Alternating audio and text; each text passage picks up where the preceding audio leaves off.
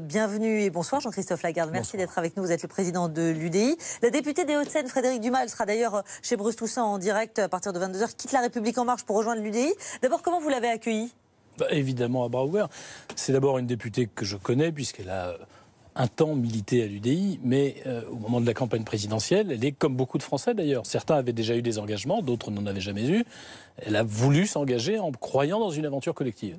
Et depuis des mois, elle vit une situation où elle a l'impression, comme beaucoup de Français sans doute, de ne pas être entendue, pas être écoutée. D'une certaine façon, ce qu'Emmanuel Macron avait dit le soir au Louvre, en disant « j'écouterai naturellement ceux qui ont voté pour moi au premier tour, mais aussi les autres », nous on vit que ceux qui n'ont pas voté pour lui au premier tour, mais au deuxième tour, sont rarement entendus.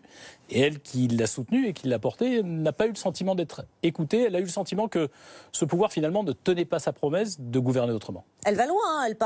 Elle dit on a l'impression d'être sur le Titanic. Elle commence par épingler les nominations relevant du seul fait du prince, Benalla, Richard Ferrand, les nominations d'Agnès Sall, Philippe Besson et j'en passe. C'est ce qu'elle vous a confié à vous en direct. Elle vous a dit voilà, j'arrête parce que finalement j'ai pas été entendue. Elle vous l'a dit en direct. C'est un ensemble de choses, mais ça revient à ce que je vous dis. Finalement, ne pas tenir cette promesse de gouverner autrement. Gouverner autrement, quand on voit M. Benalla, qui est en train de traiter les sénateurs de petits marquis, qu'est-il lui ? Si ce n'est un petit marquis, si ce n'est quelqu'un qui, parce qu'il portait les valises du président de la République, se croit autorisé à insulter les institutions de la République, qu'a à craindre La République En Marche de l'audition de M. Benalla. On entend le directeur général de l'Élysée, le préfet de police, le ministre de l'Intérieur, mais M. Benalla pas touche. Vous nous dites que cette façon de faire... elle choque beaucoup. Elle choque bien sûr Frédérique Dumas, mais elle choque tout le monde. Et il y a beaucoup de Français, je crois, qui sont en train de se dire mais comment on peut faire pour être entendu finalement ? On n'a pas envie de tomber dans les extrêmes. On n'a pas envie des national-populistes qui montent à gauche, à l'extrême gauche ou à l'extrême droite. Mais on voudrait au moins que ce pouvoir entende. Il savait le faire avant l'élection. Il faudrait apprendre à le faire après. Donc vous êtes... Pardon. C'est pas fréquent quand même qu'en début de mandature, de législature, une députée de la majorité passe en quelque sorte dans l'opposition. Vous nous confirmez que vous êtes toujours dans l'opposition ? Bien sûr, monsieur Joly, mais vous conviendrez que depuis 2017, il y a beaucoup de choses qui ne sont pas habituelles. C'est peut-être un cas individuel. Est-ce qu'il y a d'autres députés de La République En Marche qui seraient tentés de venir à l'UDI ? Est-ce que vous avez des discussions Moi, mon rôle, on vous sollicite ? mon rôle, oui, il y a des gens qui se sentent mal à l'aise. Mais enfin, vous avez vu l'élection à la présidence de l'Assemblée nationale, l'élection interne à En Marche, où il y a un malaise, manifestement. Moi, mon rôle, il n'est pas de chercher à, à débaucher. Mais les gens qui se sentent mal à l'aise, s'ils pensent que dans un parti comme l'UDI, ils peuvent venir, et c'est vrai, débattre collectivement, ne pas toujours être d'accord d'ailleurs sur les mêmes choses, et puis avoir une adoption collective plutôt qu'un système où ils sont obligés d'obéir, voire de se taire, c'est ce que dit Frédérique Dumas. Ne plus pouvoir défendre ses convictions, bien sûr qu'ils sont les bienvenus. Mais il n'y a pas qu'à l'Assemblée nationale, vous savez, sur le terrain, il y a des citoyens, il y a des conseillers municipaux, des élus locaux, qui disent, ou qui étaient tentés à un moment donné par ce nouveau monde, comme on nous l'expliquait, et qui se disent finalement, moi je préfère un système où on est capable de débattre, de décider collectivement, d'apporter ma façon de faire. Une partie de la démarche de Frédérique Dumas, dans ce qu'elle m'a expliqué, c'est quand même le sentiment... Elle est productrice de cinéma, elle connaît le métier, elle connaît les problématiques, elle connaît bien ces sujets, elle voudrait apporter quelque chose. Et elle se heurte à la technocratisation du pouvoir. Elle a aussi, elle a peut-être été déçue aussi, elle n'avait pas obtenu la présidence de la Commission des Affaires culturelles de l'Assemblée qu'elle convoitait. Vous ne pensez pas qu'il y a un peu d'amertume, une part de ressentiment, et c'est aussi lié... Je ne le crois pas, vous lui poserez la question, parce que vous savez, si on est intéressé par des postes, le plus simple, c'est de rester bien au chaud dans la majorité et d'attendre que les postes tournent. Ce qu'elle fait, c'est plutôt difficile parce qu'à la sortie, on peut, j'imagine qu'elle ne sera pas forcément très bien traitée par le pouvoir en place. La question centrale, à la fois pour Frédérique Dumas, mais pour tous ces Français, pour nous aussi, pour nous qui, à l'UDI, disons que nous voulons que ce quinquennat réussisse, parce que si l'alternative, aujourd'hui, elle reste à construire, parce que sinon c'est l'aventure, c'est les dérives d'extrême droite ou d'extrême gauche, mais la capacité, entre guillemets, à se faire entendre, c'est comment nous nous organisons, comment nous nous rassemblons. Et finalement, en nous rejoignant, elle marque le fait que de se rassembler, c'est soit une chance que M. Macron finisse par modifier sa façon de gouverner, soit décidément construire une force politique. Donc vous êtes, si je vous entends et comprends bien, vous êtes dans un soutien critique du président et de l'exécutif, finalement avec une forme de bienveillance selon les réformes. Je crois que vous aviez largement approuvé la réforme de la SNCF, entre autres. Donc un soutien critique du gouvernement sur l'affaire Benalla. Ça se cristallise, hein, j'ai le sentiment. Non, pas du tout. Non, mais attendez, parce que quand même, il y a ce boycott des députés La République En Marche pour mercredi. Ça, c'est grave, Christophe Lagarde ? D'abord, je trouve que c'est extrêmement grave. Mais j'aimerais qu'on ne mélange pas tous les sujets. Vous dites soutien critique, opposition constructive. C'est la même chose. Finalement, nous, on a tiré les leçons de 2017 à l'UDI. On regarde l'action du gouvernement non pas comme un tout qu'on doit juger de façon globalisante et caricaturale. Quand il réforme le Code du travail, il a raison. Quand il fait la SNCF, il a raison. Quand il baisse les APL, c'est une erreur. Ils l'ont eux-mêmes reconnu. S'ils nous avaient écoutés, s'il y avait eu une capacité à écouter à ce moment-là, ça aurait été évité. Quand on est sur la CSG où seuls les retraités payent, c'est une erreur. Comme tous les Français qui vous regardent, qui nous regardent, nous jugeons cas par cas. Sur Benalla et le boycott des députés La République En Marche mercredi. Sur Benalla, la cristallisation, me semble-t-il, elle est dans le fait que finalement, ils font comme avant. Très franchement, l'affaire Benalla, elle est injustifiable à plein de points de vue. Mais elle n'est pas liée à Emmanuel Macron. Elle est liée aux institutions de la Ve République, où on considère que le président de la République a tellement de pouvoir et qu'il y a tellement peu de contre-pouvoirs en face de lui, que si quelqu'un travaille à l'Élysée, il est au-dessus des lois. Monsieur Benalla se croit... Monsieur Benalla, puis vous avez deux choses. Monsieur Benalla se croit au-dessus des lois.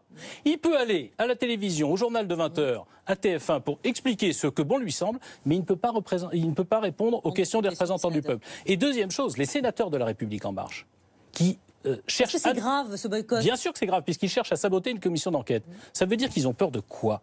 Mais je vous répète, comment est-ce qu'on peut comprendre que le secrétaire général de l'Élysée, le deuxième homme le plus puissant de France après Emmanuel Macron, accepte de venir et un petit séide, un petit sbire refuse de le faire quand on voit le comportement qu'il a eu. Bon, il y a quand même le petit, enfin, comme vous l'appelez, il est mis en examen. Il y a quand même un problème aussi les sénateurs ne peuvent pas l'interroger sur les faits judiciaires. Et vous voyez bien que la question peut se poser de éventuellement l'incursion du pouvoir législatif dans le pouvoir judiciaire. Monsieur Jeudi, c'est ce que disent, je me fais l'avocat, des sénateurs qui ont décidé de boycotter cette commission. Monsieur Jeudi, vous observez suffisamment l'évolution de la politique française pour vous rendre compte que ne serait-ce que d'ailleurs l'information permanente à laquelle nous participons tous a changé la nature des choses. Moi, je suis pour un changement d'institution permettant plus de contrôle parlementaire. Ça évitera que des gens, parce qu'ils travaillent à l'Élysée, se croient tout permis.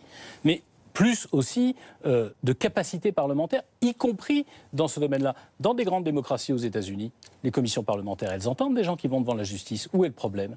Vous voulez en fait qu'on attende jusqu'à... 1 an, 2 ans que la justice ait fait son travail, pour que les Français comprennent ce qui s'est passé et pour que les responsables politiques en tirent les leçons pour éviter que ça se reproduise. Moi, je dis, c'est très simple, M. Benalla, il va aller à la commission d'enquête. Il n'a pas trop le choix, la loi l'y oblige. Il salit cette commission d'enquête avant d'y aller pour essayer de mieux s'en tirer aux yeux de l'opinion publique. Mais sur toutes les questions qui ont le trait à l'instruction en cours, enfin, à la mise en examen, il peut refuser de répondre. Mais sur tout le reste, non. Que faisait-il à l'Élysée ? Combien était-il payé, puisqu'on a refusé de répondre à ces questions à l'Assemblée avant de saboter la commission d'enquête de l'Assemblée nationale ? Je répète, moi, ce que je vise dans cette affaire, ce n'est pas Emmanuel Macron. Il répond de secret défense, d'ailleurs, là-dessus. Hein. Vous le savez, Jean-Christophe Lagarde. Son salaire est un secret défense. Et lui, il traite les gens de petits marquis. Et il se permet d'aller aux 20h de TF1 pour prendre les Français pour des imbéciles, pour pas dire pour des cons. Il faut arrêter. Ce sont les Français qui le payaient. Et je crois d'ailleurs savoir qu'ils n'étaient pas payés ce qu'on a raconté. Mais les Français ont droit à la vérité. Et cette vérité, elle passe dans une démocratie par des contre-pouvoirs. Et nous n'avons pas de contre-pouvoirs. Au-delà de Benalla qui ne m'intéresse pas, au-delà même du quinquennat de Macron, très franchement, ce problème institutionnel où le président de la République est tellement puissant sans rien en face de lui que sous Mitterrand, on a eu les Irlandais de Vincennes ou les écoutes de l'Élysée sous d'autres affaires, c'est avec ça qu'il faut en finir. En tout cas, c'est mon boulot, moi, de politique, d'essayer de faire en sorte que ça bouge. Je vous entends en tout cas beaucoup plus critique vis-à-vis d'Emmanuel Macron et du pouvoir en place à l'heure qu'il est. Je voudrais du coup vous entendre là sur 2 choses. Le patron de la République En Marche, Christophe Castaner, qui a été remis en place sèchement par le président aujourd'hui. Il voulait un débat sans tabou sur les droits de succession. C'est non catégorique pour l'Élysée. On a déjà vu fin de non-recevoir plus aimable, j'allais dire. On sent de la nervosité au sein de l'exécutif. On a vu aussi le sondage. Vous avez vu, il y a plus de 19% des Français qui croient dans la politique d'Emmanuel Macron, qui croit aujourd'hui effectivement dans son action. Il y a de la nervosité, on sent qu'on a perdu la main. Cette rentrée, d'une façon générale, elle donne le sentiment de la crispation. Et si j'avais un conseil à donner au pouvoir, parce que je répète, quand ça ne marche pas pour la France, c'est mauvais pour les Français. Donc moi, j'essaye au moins de proposer, pas seulement de m'opposer, pas de faire la politique comme avant, comme font tous les autres partis. Ne vous crispez pas, cherchez à écouter, à entendre et à comprendre. Parce que le vrai problème, si en plus vous vous crispez pas entre vous, alors là, on est mal parti. Mais le vrai problème, c'est qu'un certain nombre de réformes qui sont attendues par les Français ne sont plus audibles par cette espèce de perte de coordination, de perte de confiance en eux-mêmes. Est-ce qu'il dit vrai, Emmanuel Macron, quand il dit à ce jeune samedi je te trouve un travail dans la restauration en traversant la rue? Oui, il dit. C'est un parle vrai qui va bien, qui est bien vu. Vous m'avez posé une question, je vais répondre à la première. Oui, il dit vrai, mais il n'a pas à dire ça. parce que ce n'est pas un par des vrais qui va bien dans la bouche du président de la République. Nous sommes des centaines de milliers d'élus en France à rencontrer quotidiennement des gens qui sont dans cette situation, qui attendent de nous parfois plus que ce qu'on peut apporter, en tout cas dans l'immédiat, parce que ça prend du temps de mettre en œuvre des politiques. Et le président de la République, il ne doit pas d'une certaine façon le renvoyer comme ça en lui disant « t'as qu'à traverser la rue pour trouver du boulot ». D'ailleurs, ça fait fi de sa propre politique. Il sait, le président de la République, je ne comprends pas son attitude, il sait, le président de la République, puisqu'il met en place une politique de formation pour permettre de faire en sorte que les employeurs qui cherchent des employés et qui n'en trouvent pas, et c'est vrai, puissent en trouver. Et donc, il doit l'orienter, l'aider, l'accompagner, pas le renvoyer. Pour vous, il fait du Sarkozy ? En tout cas, l'attitude est incompréhensible. Je ne veux pas comparer les deux, ça n'a pas grand intérêt. Mais très franchement, n'importe quel maire de France, et je l'ai été pendant 16 ans, c'est que quand c'est comme ça, d'abord on explique ce qu'on est en train de faire, on propose d'accompagner. Et s'il avait dit, et moi à sa place, j'aurais dit aux jeunes, vous savez, il y a des tas de gens qui cherchent du travail, peut-être pas dans l'horticulture, mais ailleurs, qui cherchent des employés, peut-être pas dans l'horticulture, en l'occurrence, mais ailleurs. c'est quand même un secteur où ça cherche. Et il se trouve que vous avez peut-être un problème de formation. Je veux bien vous aider, et on va chercher à voir quelle formation, ou dans l'horticulture, qui peut vous aider. C'est ça le boulot d'un élu de la République, et ça m'a beaucoup gêné, non pas le constat qu'il fait, parce qu'il a raison dans le constat, dans la façon de considérer ou de ne pas considérer cette personne. C'est ça qui me paraît le pire. Deux questions encore, Jean-Christophe Lagarde. On va avoir Yann Brossat dans un petit instant qui est adjoint communiste au logement à la mairie de Paris. C'est compliqué pour Anne Hidalgo. Vous l'avez vu, Bruno Julliard, son premier adjoint, a claqué la porte avec perte et fracas, j'allais dire. Il lui fait un certain nombre de procès, tant sur le Vélib que les voies sur berge, j'en passe et des meilleurs. Benjamin Griveaux, Mounir Majoubi sont déjà en position, si ce n'est pas officiel, en tout cas, ils le font savoir. Anne Hidalgo, elle a plus qu'un caillou dans sa chaussure. C'est normal aujourd'hui qu'on la délaisse ou qu'on retourne sa veste? Honnêtement, ça sent plus que le début de la fin. D'abord parce qu'un certain nombre de gens quittent le navire et le premier adjoint de la mairie de Paris, c'est pas rien. Et quand il explique qu'on ne peut pas travailler avec Mme Hidalgo parce qu'elle est trop autoritaire, je crois que tous les Parisiens s'en sont rendus compte, et même les banlieusards, figurez-vous, qui subissent la politique de la maire de Paris depuis quelques années et qui, pour autant, ne peuvent même pas ni voter pour elle, ni la dégager. Et puis la deuxième chose, c'est qu'on voit tous les opposants commencer à s'agiter. Quasiment, ils pensent que le plat est fait. Je dirais à tous ceux qui pensent se présenter à l'hôtel de ville de Paris, les Parisiens ne sont pas aussi ignares en politique que vous ne le croyez. Arrêtez de vous réjouir.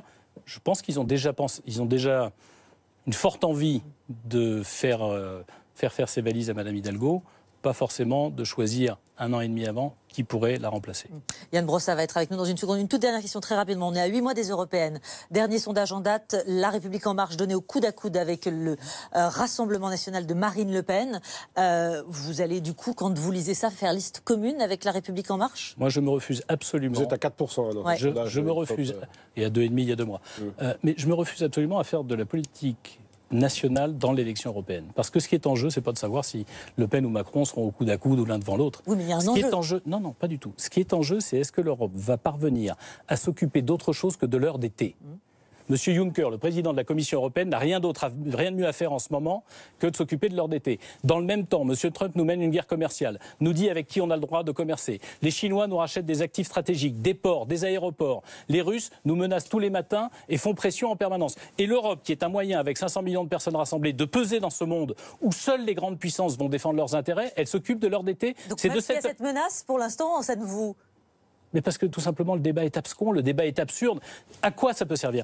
L'Europe, entre guillemets, si c'est un levier pour la France, pour ne pas se faire marcher dessus par le reste du monde, par le reste des dirigeants du monde, oui, ça vaut la peine. Et ça améliorera le sort des Français. Si ça permet de protéger, si c'est pas une Europe ultralibérale, comme d'autres la conçoivent, en permettant les travailleurs détachés, parce que les travailleurs détachés, c'est toujours pas réglé. Donc nous, on va le faire en fonction d'enjeux européens. Peut-être que la plupart feront autrement. Mais je suis sûr qu'il y a des Français qui ont compris qu'on ne peut pas se faire botter les fesses tous les matins par M. Trump, se faire acheter par M. Ping, se faire menacer par M. Poutine et se préoccuper de savoir qui de Macron ou de Le Pen sera en tête. La question, c'est comment on construit une Europe qui résiste à ces gens-là, pas comment on se débrouille entre nous. Merci beaucoup Jean-Christophe Lagarde. Merci d'être venu ce soir en direct sur BFM TV.